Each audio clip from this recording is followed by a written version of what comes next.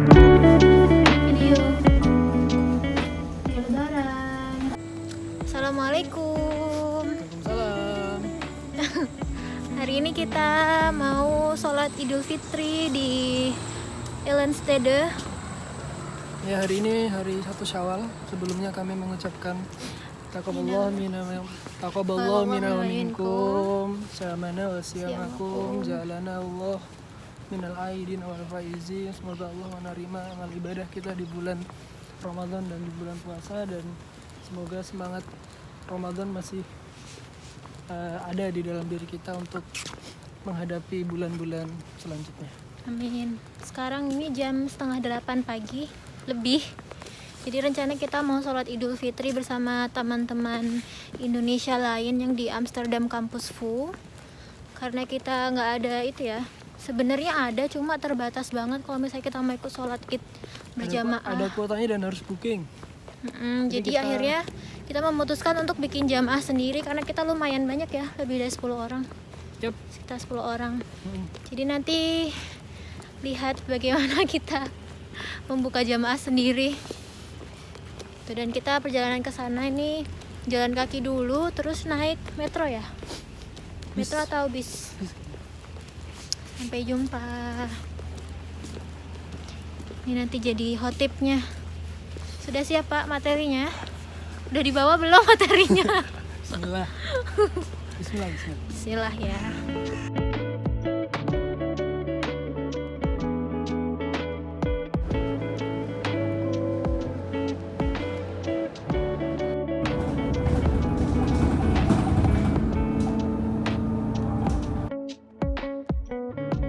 It is mandatory to wear a face mask that covers your mouth, nose, and chin for your entire journey. Kita menuju ke tempat sholat idnya di dekat asramanya teman-teman. Di sini banyak mobil-mobil mewah guys. Nih Tesla, terus Audi, BMW dan lain-lain. Parkirnya di pinggir jalan. Dan mayoritas di Eropa tuh kayaknya udah mobil listrik ya. Gitu. Hari ini cerah banget.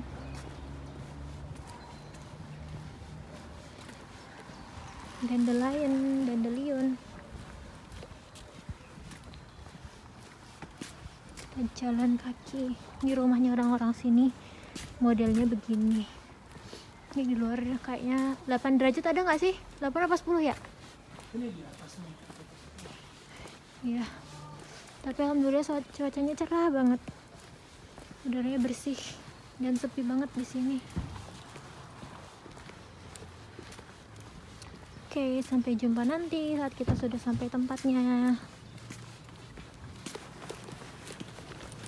Bawa rice cooker dan isinya nasi buat nanti makan bareng teman-teman. Ada mobil kodok guys. Isinya cuma 2.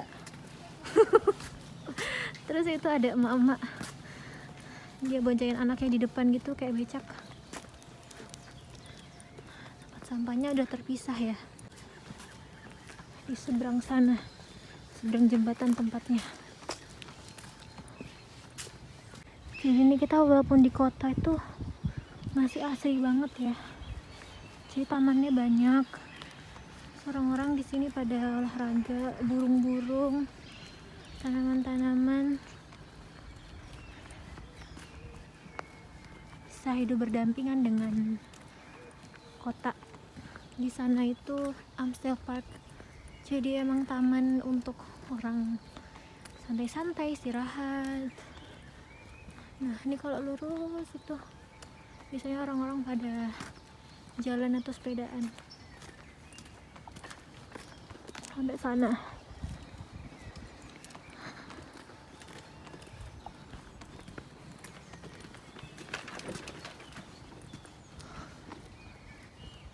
Nih ya, di tengah kota. Udah kayak di desa aja. Masya Allah, subhanallah ya. Burung-burungnya juga kedengeran banget. Allahu Akbar.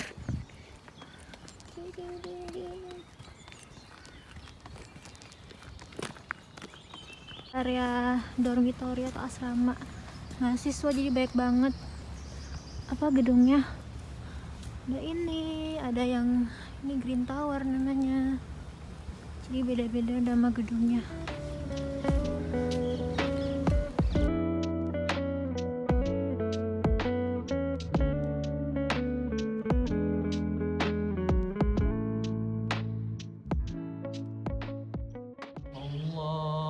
Allahu Akbar, Allahu Akbar, Allahu Akbar.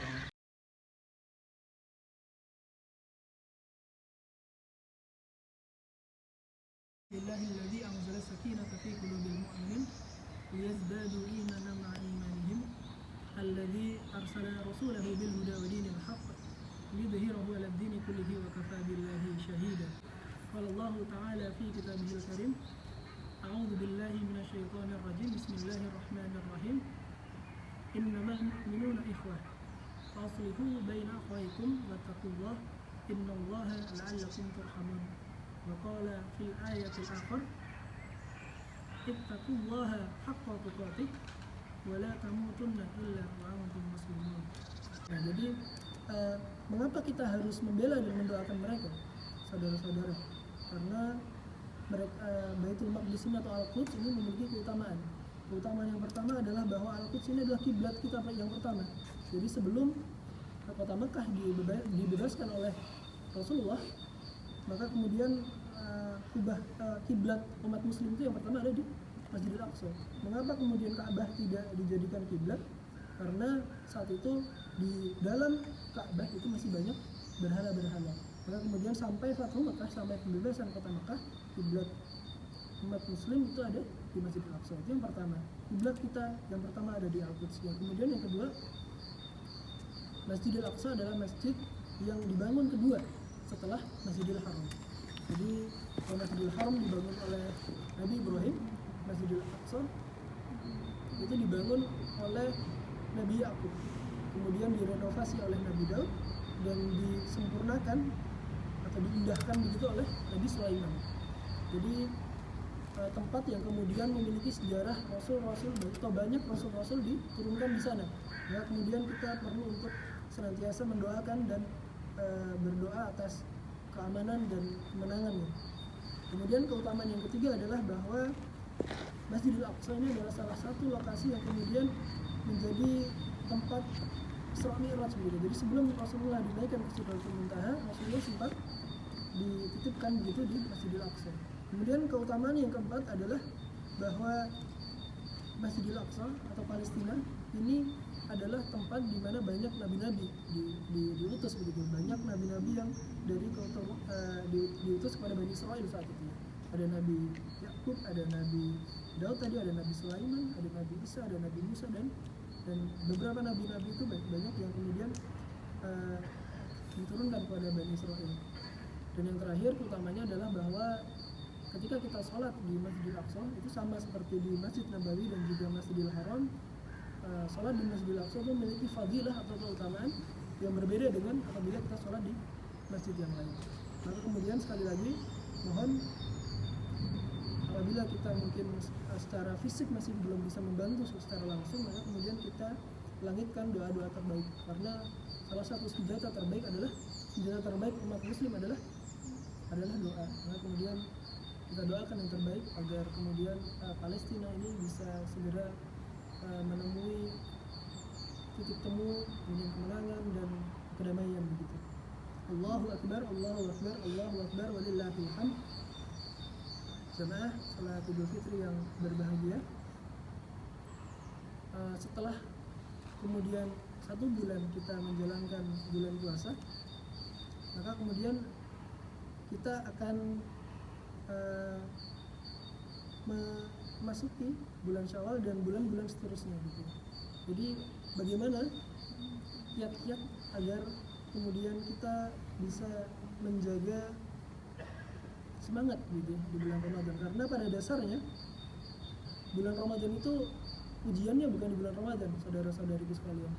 Karena di bulan Ramadan Allah janjikan keutamaan, Allah janjikan pahala yang banyak, Allah janjikan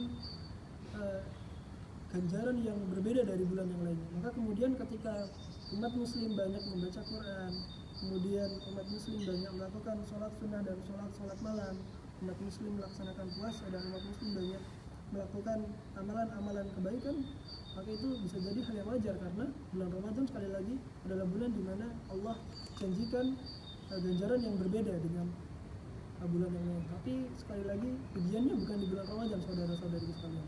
Ujian sebenarnya adalah 11 bulan ke depan. Bagaimana kemudian bulan Ramadan ini menjadi bulan pengayaan, bulan Ramadan ini menjadi bulan pengayaan, pelatihan, penggemblengan begitu.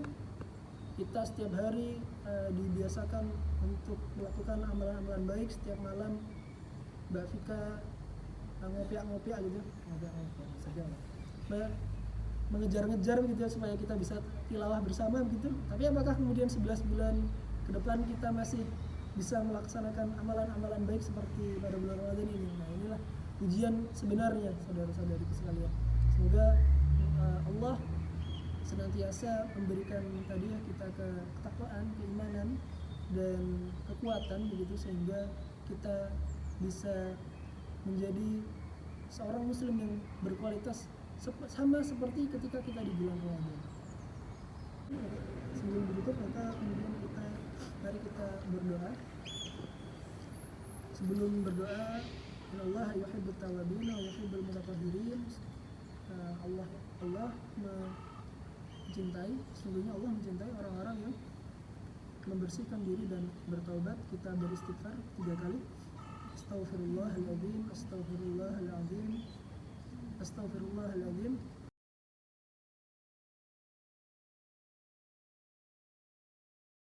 Allahumma arina al-haqqa haqqa warzuqna ittiba'ah wa arina al-batila batila warzuqna ijtinabah. Subhana rabbika rabbil izzati amma yasifun wa salamun ala mursalin walhamdulillahi rabbil alamin. Demikian yang cukup singkat, semoga yang sedikit ini bermanfaat bagi kami selaku hafid dan juga teman-teman semua. Mohon maaf bila ada kesalahan. Akhirul kalam. Assalamualaikum warahmatullahi wabarakatuh. Waalaikumsalam.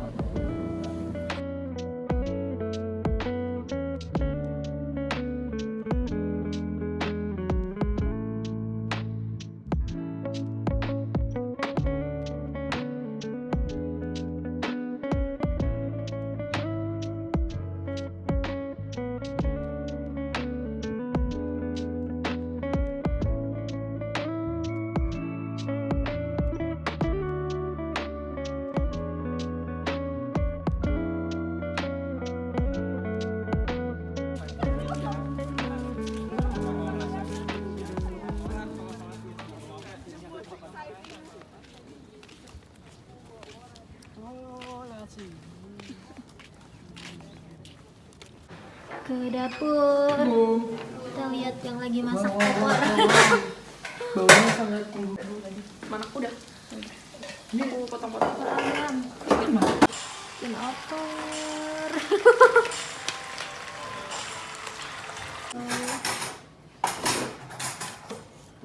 Panas ya. Dan nggak asin sih jadinya. Terus motongin lontong. Lontongnya pakai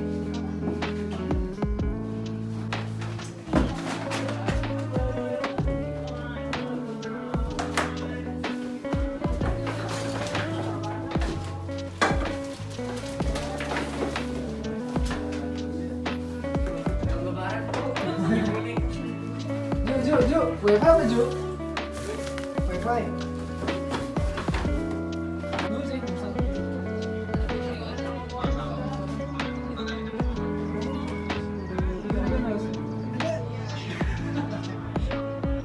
Sama Indonesia beda 5 jam, berarti berapa jam?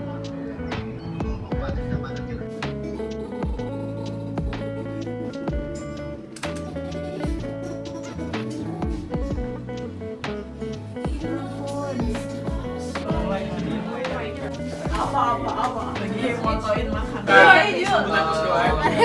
Assalamualaikum warahmatullahi wabarakatuh. Waalaikumsalam. Mohon maaf lahir dan batin. Dan apa sih hari libur ini hari apa? Hari ya, selamat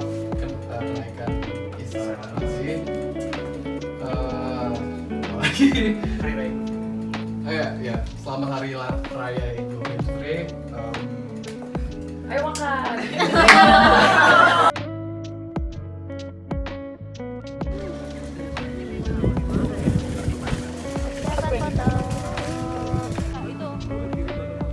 Kalian di mana?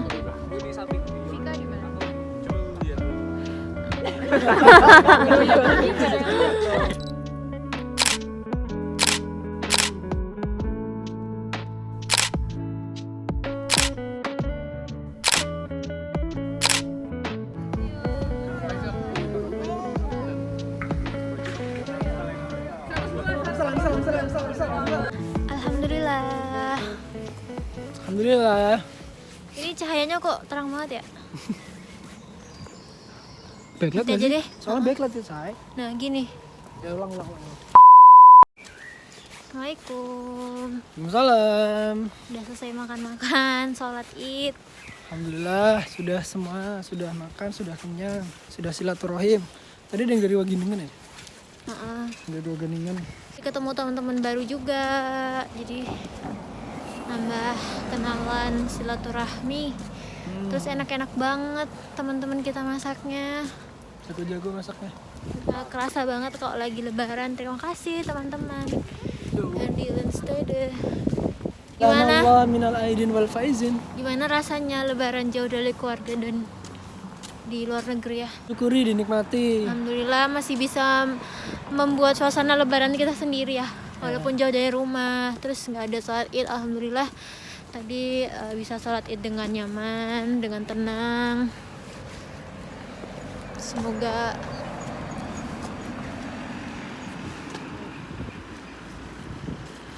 lagi nyebrang nggak jalan.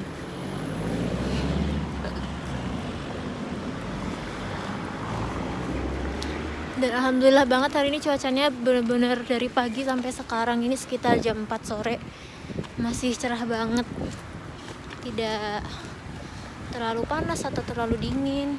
Sorry. Tadi makan apa aja mas?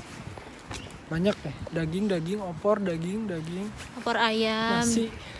terus sapi lada hitam, tahu, telur, apa namanya tadi? Sayur apa ya? Semur. Nah, semur tuh enak. Kentang, sambal kentang, sambal goreng ati, mantep banget deh. Ada kerupuk juga, ada ketupat juga. Alhamdulillah, dah kayak lebaran beneran. Alhamdulillah. Seneng banget. Pokoknya bisa merayakan Idul Fitri merayakan bersama orang-orang Indonesia lainnya. yang ada di Amsterdam, terutama yang kuliah di VU ya. Jadi tadi kita kumpul sama anak master semua. Gitu deh, alhamdulillah. Kita mau perjalanan pulang dulu. Salam. Assalamualaikum. Assalamualaikum. Semuanya.